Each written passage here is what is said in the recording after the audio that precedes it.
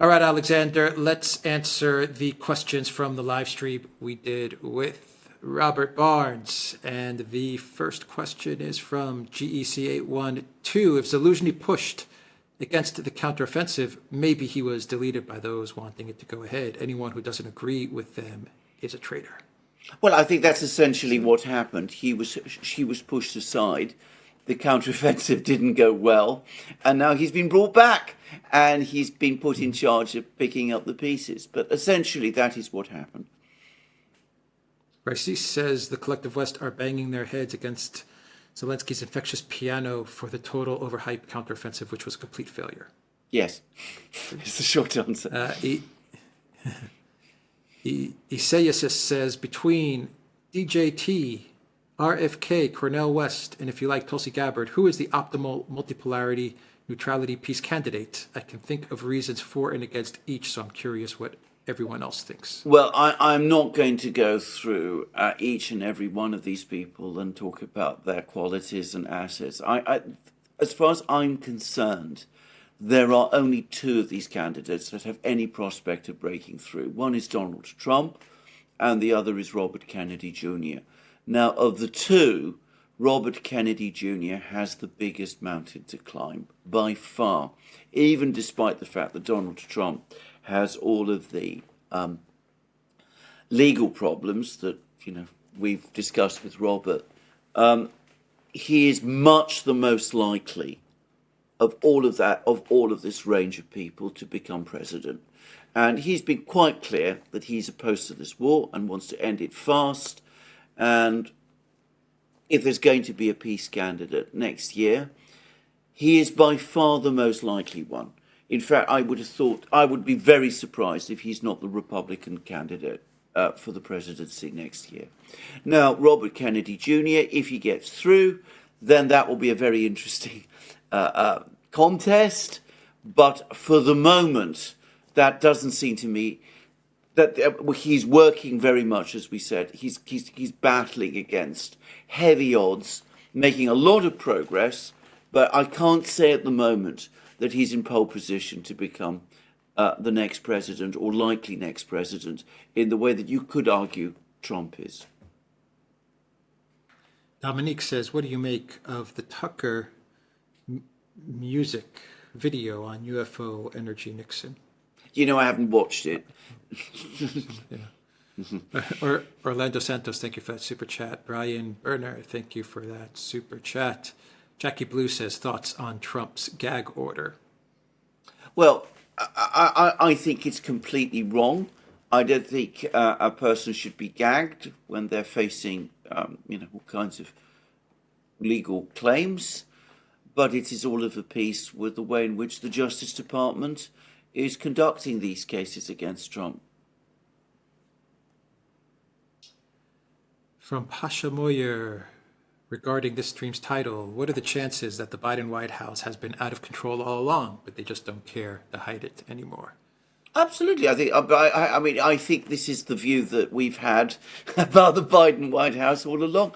Right from the outset, we were talking on these programs, on these live streams with Robert, about the way in which this administration seems to have an extraordinary disregard for law and due process. And that's become more and more clear with every passing week.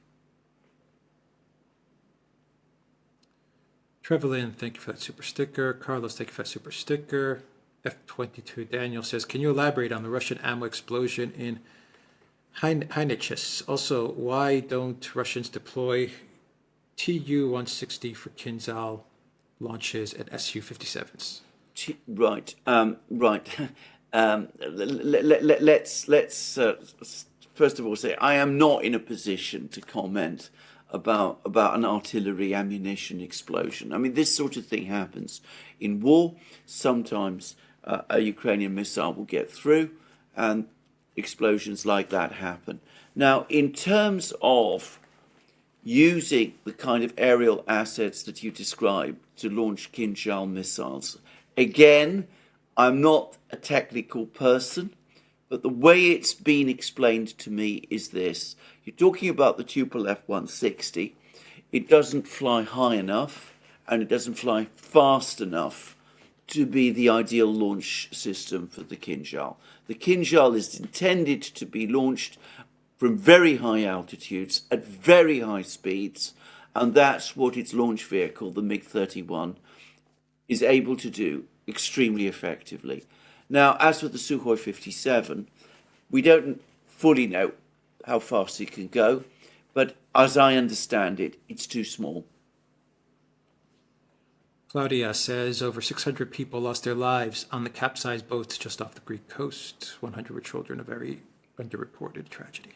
Yes, it is a very underreported tragedy and another example of the collapse of the EU's immigration policies. I would point out, by the way, that it is the EU that, in a sense, and it's I can't remember the name of the organisation, the agency that does it, but it is they who are largely in charge of trying to interdict or deal with these movements of people across the Mediterranean, and they're doing a terrible job. Joyce Korupa, thank you for that super sticker. Ram V says, what means recent U.S. visit to China? Thanks. Well, what it means, what they show, is that the situation is deteriorating. We had Blinken going, and it ended disastrously with Biden's appalling comments about Xi Jinping being humiliated as the balloon incident and being a dictator. And we've had Yellen since then going to China to try to pick up the pieces and achieving nothing.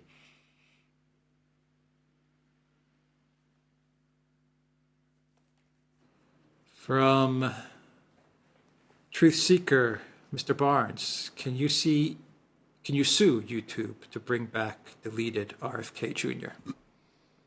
Well, he can't do it. Perhaps Robert Kennedy can. Don't underestimate the difficulties of this.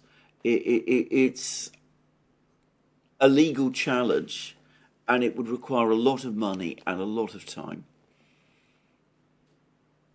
Lada Moreau says, hi, the Duran team and the great Robert Barnes. Do you think not if but when Mr. Trump is elected, he will pardon Assange and Snowden this time?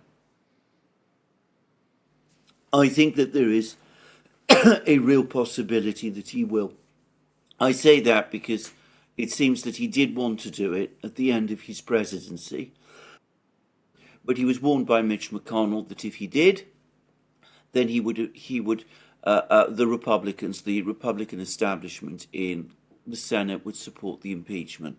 So I think there's a real chance that he might do it. And in fact, Robert has said in previous programs that the best chance of all that Assange has is that Trump is elected president. Sparky says, make Ukraine Russia again. Yeah, lots of people in Russia Mama Alaska says, 7 to 8 years of life experienced in consistent U.S. war machinations. I'd hope so much better for us than this by now. Horrified, the U.S. is now a banana republic.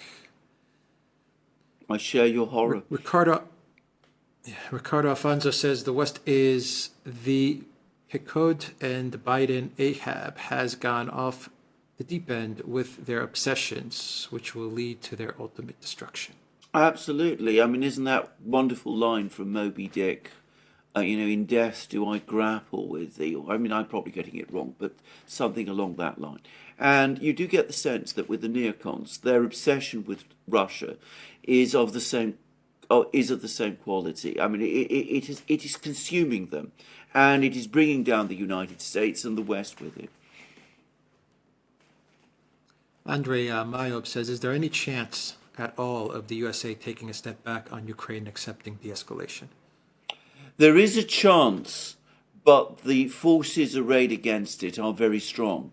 It seems that, Seymour Hersh has just written a piece on Substack where he says that there is a major power struggle underway in Washington and that Biden is being pushed by some people to carry out a clear out of some of the people in his administration, and that Victoria Nuland's promotion to take over from Wendy Sherman has now been blocked.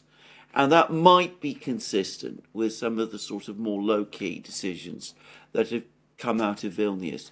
But, always the problem is ultimately the president himself, because even Seymour Hersh accepts that fundamentally the president, Biden, his inclinations always in the end bring him back to supporting the ultra neocons because he shares their ideas and their obsessions. And he in the United States is the sole ultimate decision maker. So that's where we are. Sparky says Putin derangement syndrome existed long before Trump derangement syndrome. Yes. Agu says, please help me understand how BlackRock pushing woke agenda on behalf of the MIC benefits both the U.S. government, MIC, and how it benefits BlackRock and woke companies. Well, it's all about money at the end of the day. I mean, never ever forget this. I mean, if this agenda is making people in all three of these institutions that you've just mentioned wealthier, then that is enough reason for it to happen. Objectively, it might not help the ministry, the MIC, it might not help the defense capacities of the United States, but that's not the underlying reason why these things happen. Sparky says, the sociopaths who historically ran the U.S. government have been replaced with psychopaths such as Nuland, Blinken, and Sullivan. Yeah, not bad description. I'm not an expert on these mental health type definitions, but I take your point. Sparky says free Julian Assange. And yes. Sparky says free Gonzalo Lira. Yes. And Ricardo Alfonso says, Mr. Barnes, are you familiar with the Operation Gladio? A lot of this still has remnants of those post-war operations, overthrowing government and drug running, money laundering, Taiwan, Ukraine, Vaticans were involved then and now. Yes, I answered this during the program. Can I just quickly again? Answered, yeah. Can I just repeat again? I mean, the point about the presupposition behind Operation Gladio was to create a kind of underground cells that would resist a Soviet occupation of Europe. What it really was a covert system to establish all kinds of covert activities within European countries that could be used in them. So I'm sure it functions. All the things that are left over from that time function still, but I don't think it's going to be any kind of solution to America's current problems. I suspect it creates them. Skeptic says there's a new channel that's really taking off called Calibrated. This guy is probably the best day-to-day operations and tactics. Him and the New Atlas together are the bomb. Yeah, I've seen they've just done another video together, in fact. Okay. Jeff Pearson says the Republic has a functional government operating according to the Constitution seems to be dead. Yes. Well, I don't think it's dead, but it's dying. Or it's fighting for its life. Says, let's be a bit more optimistic. It's fighting for its life. Basil Beshkov says famous Russophobes, Napoleon, Hitler, and Biden. ATO. Napoleon wasn't quite a Russophobe. He didn't understand Russia at all and had dismissive views of it. But he eventually developed a pretty grudging respect for the Russians. And after his defeat at Waterloo, it was to the Russians, oddly enough, that he turned for help. Mehdi says, what would the effect be inside the U.S. government if someone like Nuland is called before an international court of law to stand for human rights violations? Do we allow it as a country? Well, perhaps you should allow it as a country, but I don't think it's ever going to happen. And I think that U.S. law precludes it. Pro 86 says, please have RFK on. Tatiana Carmichael says, super sticker. Thank you, Tatiana, for that. Jeff Pearson says, the case against Trump only makes sense if there is a fourth bureaucratic branch that is separate and equal, more proof the republic has fallen. Yes. I mean, that's Robert's point. Peter Jackson says, did Barr know about the FD 1023 informer from Zlochevsky when the second impeachment was being pursued? Did Trump know, and if not, why? That is a very, very good question. And of course, I can't answer them because I don't know what Barr knew, and I don't know what Trump knew, and I don't know what he knew either at the time of the first impeachment or at the time of the second impeachment. It'd be more relevant, I think, at the time of the first impeachment, by the way. But it's clear that a lot of information was being withheld from Trump and his defense team over the course of both impeachments. And this information was in the possession of the FBI, and the FBI is a part of the Justice Department, and the Attorney General at the time of the first impeachment was Bill Barr. Life of Brian says there seems to be no limit to the transgressions the popular institutional left will allow. There has to be discussion now about resistance on a popular extra-political level. I agree. John Hancock says, where is Gonzalo Lira? Well, where is Gonzalo Lira? Presumably in detention somewhere in Ukraine. I hope being treated humanely, though with the kind of people in charge in Ukraine, you can't be even sure of that. There's no word that he's been in touch with his family. I don't know if he's even got legal representation. It is extremely worrying.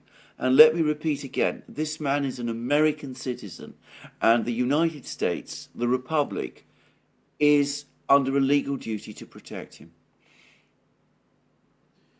J.H. Scott 6 says, thank you, gentlemen. That Biden knowing how to money launder comment by Attorney Barnes was funny and true. It is the deep state versus Trump. Yeah. I don't think there's any doubt about that. I mean, yeah. Paul C. says, thanks, guys. Priscilla says, would Trump lead us to war with China? No, absolutely not. I'm quite sure that he wouldn't. I mean, if you remember with Iran, for example, there were lots of people who thought he would lead the United States into war with Iran, and he always managed, to pull back. He was very skilled at that sort of thing. And I think that Donald Trump is absolutely not somebody who looks for wars. Sparky says, keep DeSantis as Florida governor. If president, he'd be just another globalist stooge. I agree, actually. I think one of the great things that's happened over the last couple of months is that the limitations of DeSantis have been exposed. I mean, he's a superb governor of Florida. He is not, obviously, the man to take on Donald Trump or to become president at this time. Not Intimidated says Robert needs to be on Trump's legal team ASAP. I agree. Jeff Pearson says, if Trump cannot find justice, how can anyone? If Trump goes to prison, I believe we may see a second American Revolution of sorts. You are completely right on both counts, and thank you for making those 2 points. If a former president of the United States can be prosecuted in the way that Trump is, and if this is ultimately successful, then be under no doubt it can be done to anyone. Ricardo Alfonso says, is there any likelihood of a Duran bookstore, Alex? And is there a Barnes Mercouris book in the future? Current events need to be accurately documented. Just a suggestion. We have done books in the past, and we might revive them again, but there are only so many hours in the day, and we're both very busy people. It's possible, but it's something that we can't realistically do now. Desert Flower says, is the British common law still valid? In parts is the answer. I mean, most of the common law has now been replaced by, well, not most of it, but a lot of it has been replaced by legislation. But with judge-made law, which is what common law ultimately is, I'm afraid it is very, very susceptible to political change. And though commercial law and business law remains largely intact. Even there have been some odd cases, by the way. I can't say that it's in best health, but it does still just about hold together. Claudia Spencer says, I just watched RFK on Joe Rogan. I categorically disagree with his view on Ukraine and his description of Putin. However, I'm grateful for his work and exposure regarding the coup. Yeah, well. Life of Brian says, Homie the clown, don't mess around, even when the man put him down. Thank you for that. Life of Brian says, Barnes, the left has no limits. What do we do when they simply jail Trump without cause and the left and the Republicans cheer it on? How to respond? Well, let's hope we never get there. And Robert has outlined in great detail the legal obstacles to this process, to this, and he's also said that it's most unlikely to happen before the election in 2024. But if it does happen, if something like that does happen, then we are in a very, very dangerous situation in the United States. And as I said before, if they can do it to Trump, they can do it to anyone. They can come after anyone in this kind of way. And what happens to a country when the law is used in that way is eventually a breakdown. Archie What's It says, I used to be a mushroom kept in the dark and fed bullshit until I found the Duran. Thank you. Rocapedra says, it's uncanny how the techniques used against Trump are mirrored in Brazil towards Bolsonaro, ridiculous accusations, unheard of legal interpretations. I'm not so familiar with the case against Bolsonaro, but it wouldn't surprise me at all. Obi Trump Kenobi, if you strike me down, I shall become more powerful than you can possibly imagine, from Niger. Thank you for that. Absolutely, yeah. Nino NPC 23 says, Robert, why can't anyone on any single news organization explain what you're describing as far as the changes against Trump are unconstitutional and bogus charges? Are they dumb or in on the hit job? Well, I mean, I think the question answers itself. Why not both? Why not both? Some of them could be dumb and some of them could be on the hit job. I mean, the one doesn't exclude the other. The MSM is pretty big. I suspect most of them believe this because that's their ideological mindset. A few understand perfectly well what's going on and support it. Nobody says man must change or die. There is no other course. Matreya, the world teacher, a.k.a. biggest cover-up ever for now. Reference Benjamin Cream. Okay. Brett Zeller, thank you for that super chat. Chris Collier, thank you for that super sticker. And Kristen Robertson, thank you for that super sticker. Carlos Gasper, thank you for that super sticker. Brent Zeller says, what about Trump having problems getting top attorneys because they are being threatened?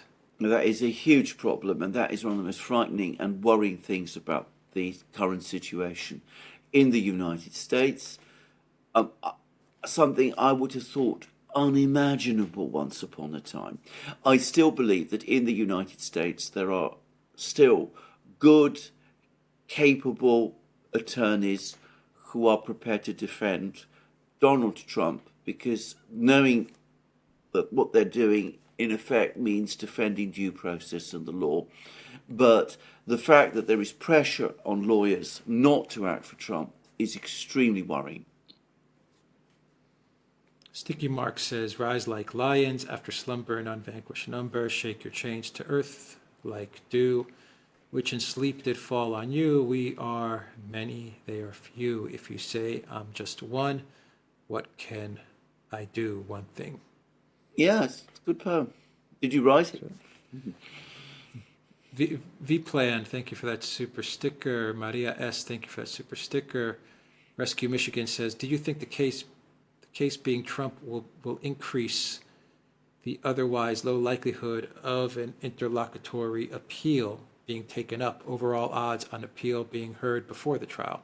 I would have thought unlikely, and I think that's also Robert's view.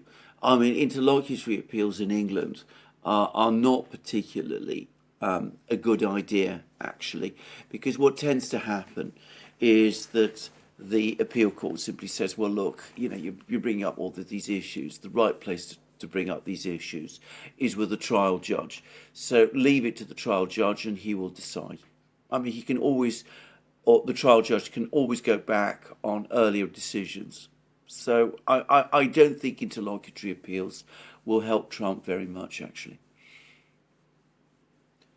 Nino NPC 23 says, Robert, for the love of all that's holy, is there any way you could reach out to the Trump team or Trump Jr. and get you hired on his legal team? Also, would love to see you appointed as AG by Trump. Agree with all of that, but of course, I mean, that's for Robert to do and for Trump to decide. Frankie Boy, thank you for that super chat. Raca Pedra says, in Brazil, this channel would have been shut down by the Supreme Court like so many others for attacking the institutions of democracy. Beware. Okay. Commander Crossfire says, if you can't do something smart, do something right. Yeah. Sparky Usually says, what is right, usually what is right is smart. Sparky says, fun fact, Zelensky's mother wasn't Jewish and he never converted. So contrary to popular belief, Zelensky's not actually Jewish. Okay, well, I mean, I don't know about this. He makes a big point about himself being Jewish. John Roberts says, any chance Biden drops out before 2024 election? What if Russia achieves decisive defeat of Ukraine on the battlefield? It is possible. And it could happen, but one mustn't assume that it will. I mean, these are the unknowns. I mean, we've discussed them on the Duran several times. That if things really go very badly wrong, if the economy is in serious trouble, the Democrats might come along and tell Joe, this is the moment to step aside. The problem they have, the big problem they have, is that they don't have any obvious alternative to Biden whom they can put in his place. Kamala Harris is even more unpopular than he is, and none of the other alternatives are attractive. Controlled Demolition says, I would like RFK and Trump to begin talking as much as possible, as soon as possible. Well, they might eventually do that, and you might get your wish. But I don't personally believe there's going to be a Trump-Kennedy ticket. Frankie Boy says, laugh all you want, don't underestimate Hillary popping her head out of the hole and running in 2024. I don't underestimate that possibility at all. I don't think it's going to happen. But with Hillary, well, anything is possible, I suppose. Peter says, so what is the only deep state move left? Hire Ali Javier's world to take care of Trump. I don't want to go down there. I think that's a horrible idea. I hope we don't face that situation. If it comes, I will pray for America. Sparky says, isn't the Peace Corps a JFK thing? Yes, is the short answer. Nigel Green says, will we insurrections in Democrat states again? Will we see insurrections in Democrat states again? Yes, inevitably. I mean, once systems start to break down, you will see insurrections in states again. I mean, that is history. Nobody can abolish history, however hard they try. Alex K says, guys, I'm 20 years old from Greece and not really into politics, but I'm interested in the Greek deep state. Can you talk about this briefly? Well, Alex, you're probably better at this than me. I think there is much of a Greek deep state in Greece, actually, because the deep state is the state. I mean, the state doesn't need a deep state, if you like, because the way politics functions in Greece is out there in the open. I don't know what Alex thinks about this. I mean, once upon a time, during the 50s and 60s, you could talk about a deep state. There was the military, parts of the military, there was the military police, there were people who were gathered around the palace, those sort of people. I don't think that exists anymore. Today, it's all out there out in the open. They're all pro-American. They all take money, and they all do what Washington tells them, and that's all there is to say about it. I don't know what, Alex, you think about that. Yeah, I mean, yeah, the deep state is the U.S. deep state. That controls Absolutely, Greece. the U.S. embassy is the deep state in Greece. The U.S. Embassy, there's your deep state. Yeah. There it is.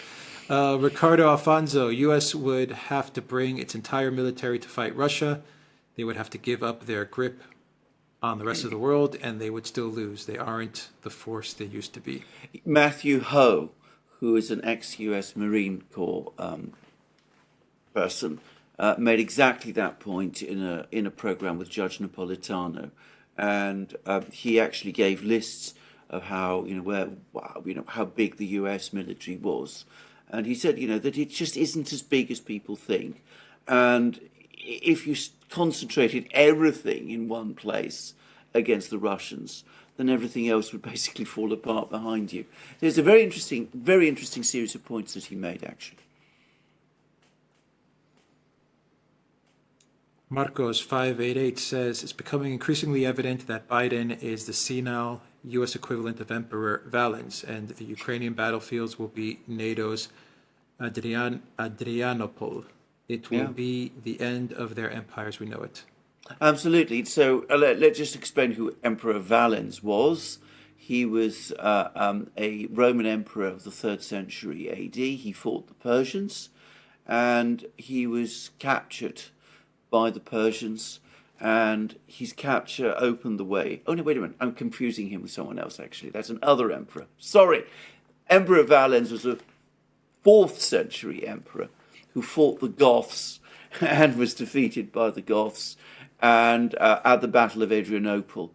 And that was one of the events that led to the eventual collapse of the Roman Empire in the West. So that's the comparison that is being made. I think that Emperor Valens, now that I remember him better, was a genius in politics and military strategy by comparison with Joe Biden. Sparky says, if you dig into negative allegations about Putin, you'll find that most, if not all, are made up by Western NATO propaganda. Putin is righteous. Yes, it's entirely true, and Russian oligarchs as well. Boris Berezovsky, the Russian oligarch, was a major producer of these stories, as he himself admitted. Desert Flower says, who has ears, let them hear. So many are still deaf. Yeah, it's true. Stephanie Welch says, great show. I learned a lot from you guys. I'd love to see a profile of Putin with details about the domestic policies he supports and one that deals with the misperceptions about him as a leader. That's a huge issue, and maybe we will one day do a dedicated program to it. Sparky says, build a better world with bricks. Yeah, good. Yeah. Desert Flower says, the Brits DoD site stores the doc about making humanoids. Google. Okay. Sparky says, Putin is an anti-globalist hero. Yeah, I think so. Controlled Demolition says, God will help us end the war soon. Trump, RFK Jr. debates will help the American people recover, like a Dennis Kucinich, Ron Paul conversation. Yes, hopefully. I mean, a presidential race between Donald Trump and Robert Kennedy Jr. would be one of the most cathartic things that America has ever experienced. But will we see it? That's the big question. Sparky says, by the way, Saul Goodman is an Irish Catholic lawyer in the TV show Better Call Saul, who changed his name so people would assume that he was Jewish. Okay, well. Harry C. Smith says, Iranian President Raisi just completed official visits to Venezuela, Nicaragua, and Cuba, signing treaties and deals with all three. That's why Putin met with Cuban PM. President Diaz-Canel was hosting Raisi. Lots going on between Cuba and Iran, Cuba and Russia, all kinds of things. But I don't think it was the reason why Putin met the Cuban Prime Minister. I think that the Russians have already been talking for quite a long time about upgrading their relations with Cuba very considerably. And I think before very long we're going to see well, there's already investment from Russia going into Cuba, and it will grow. Joanna asks, Robert, what are your thoughts on Dr. Cornel West running for president? I'm afraid I can't answer I that. think Robert answered this. I think he did, yeah.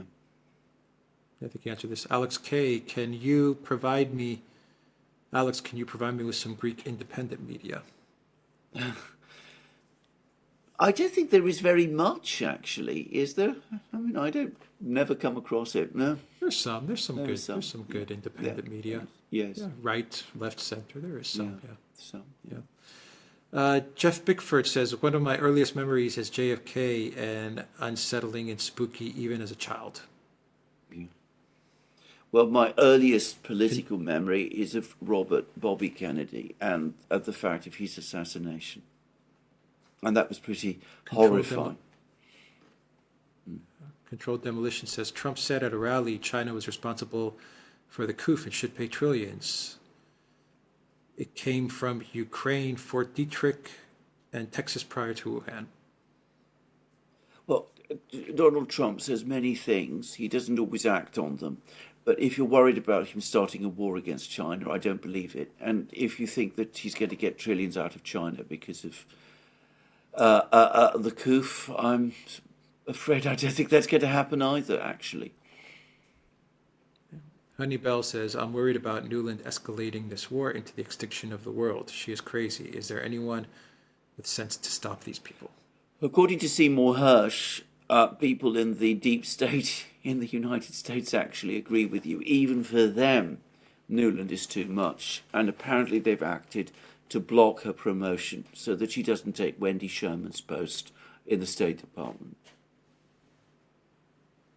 Ty Runa says, for the excellency of the Duran. Thank you. Forrest Gump says, Biden will be reelected and the Dems will retake the House. Voters don't like them, but the voting machines love them. That's what matters. That is not a possibility to be discounted. And when you talk about the voting machines you're quite right. I mean, machine politics in America has a very long history, going all the way back to the 19th century. And without relitigating the 2020 election, I mean, all those stops are going to be pulled again, and the Democrats are extremely skilled at them. Emila says, Trump's rhetoric is good for China and the American economy. It's win-win. Read into Henry C. Carey's American System of Economy and Protection. Absolutely. I agree. I mean, you're talking about Trump's, but I mean, you're talking about the American system. The American system was what made America a superpower. It started to be abandoned in the 1950s and 60s. And of course, it was completely abandoned in the post-Cold War period under the Clintons. And, well, we see the results. Let's Go Brandon says, thank you, gentlemen. Keep at it. LJ Basgal says, thanks, guys, for all that you do. So now what? Thank you for that super sticker. And that is everything. Everything. Thank you, everybody, for all your questions.